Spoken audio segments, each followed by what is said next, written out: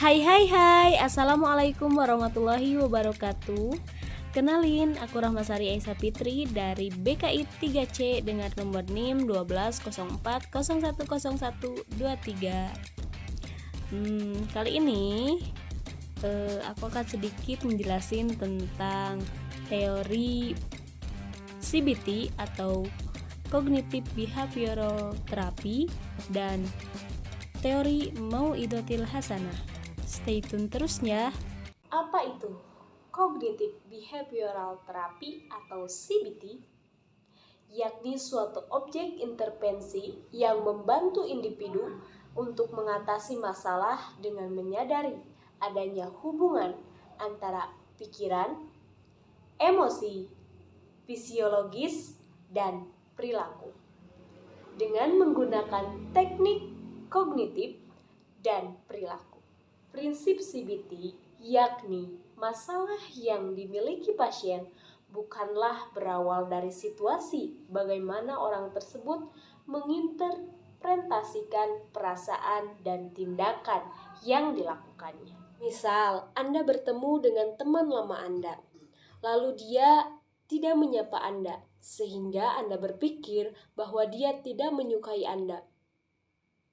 Padahal itu hanya pikiran Anda saja. Dan hal itu terus-menerus terjadi di kemudian hari bersama teman-teman yang lain. Dan hal itu sangat membahayakan mental Anda.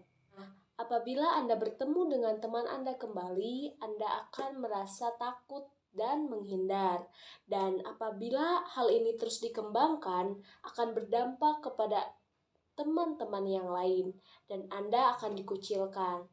Nah, dengan adanya CBT ini akan menghilangkan stigma-stigma negatif dalam pikiran Anda sehingga lebih terarah dan efektif. Sejarah CBT. Nah, pada tahun 1960, CBT dikembangkan oleh Aaron Beck yang bermula dari temuan klinis klien yang mengalami depresi. Nah, dulu namanya stimulus kognisi respon yang disingkat SKR, yang membentuk sebuah jaringan otak yang menjelaskan bagaimana manusia berpikir dan bertindak.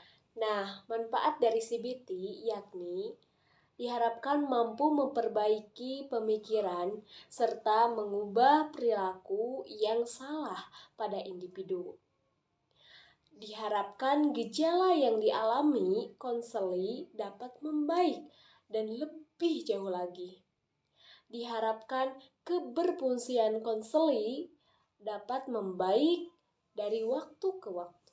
CBT berguna bagi pasien depresi, gangguan mental, fobia, stres pasca trauma, kecanduan, perilaku marah, perilaku menyendiri, gangguan makan.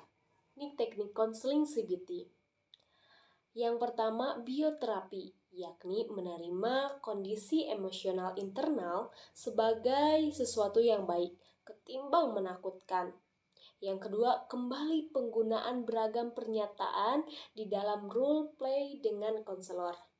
Yang ketiga, desensitization sistematik yang digantikan dengan respon takut jadi realizing dengan cara mengemukakan masalah secara berulang-ulang berurutan dari respon takut terberat sampai teringan untuk mengurangi intensitas emosional konseling.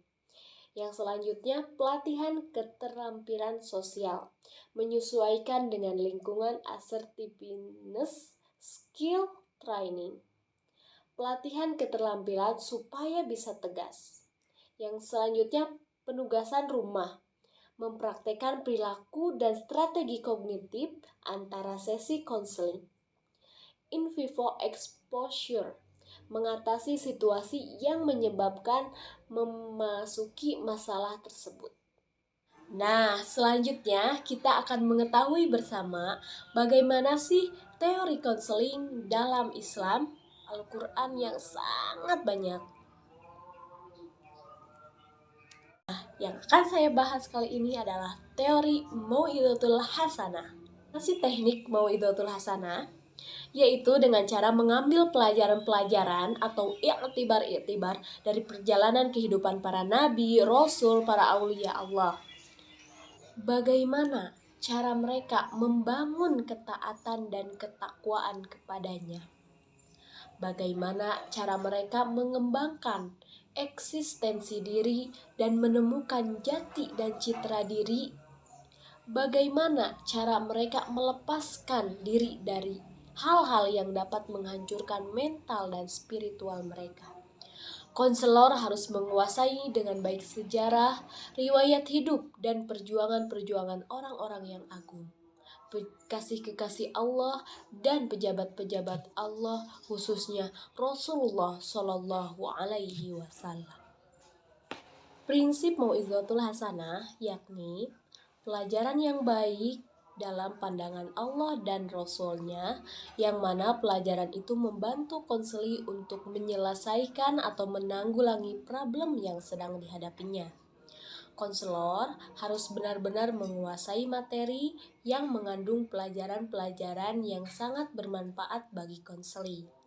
Konselor harus mempunyai referensi yang banyak tentang materi pelajaran-pelajaran itu dan melakukan penelitian dan klasifikasi materi yang membawa pesan konseling yang sesuai dengan permasalahan yang dialami oleh konseling.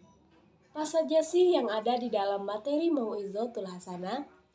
Tentunya Al-Quranul Karim, Sunnah Rasulullah Sallallahu Alaihi Wasallam, athar, dan ijtihad para ulama. Teknik Mau'izatul Hasanah ada dua, yakni secara lisan dan secara tangan atau tindakan. Yang selanjutnya, keinginan, usaha, dan kesungguhan yang keras. Seperti firman Allah, orang-orang yang beriman dan berhijrah serta berjihad di jalan Allah dengan harta dan jiwa mereka, Allah akan tinggikan derajatnya di sisi Allah. Mereka orang-orang yang memperoleh kemenangan. Quran Surat At-Taubah ayat 20. Selanjutnya, sentuhan tangan konseli yang mengalami stres atau ketegangan, diberi pijatan atau tekanan pada otot-otot urat yang tegang sehingga mengendorkan urat dan otot-otot, khususnya pada bagian kepala, leher, dan pundak. Teknik ini dapat meringankan secara fisik, tetapi juga dapat memberikan sugesti dan keyakinan awal bahwa semua permasalahan yang dihadapi akan dapat terselesaikan.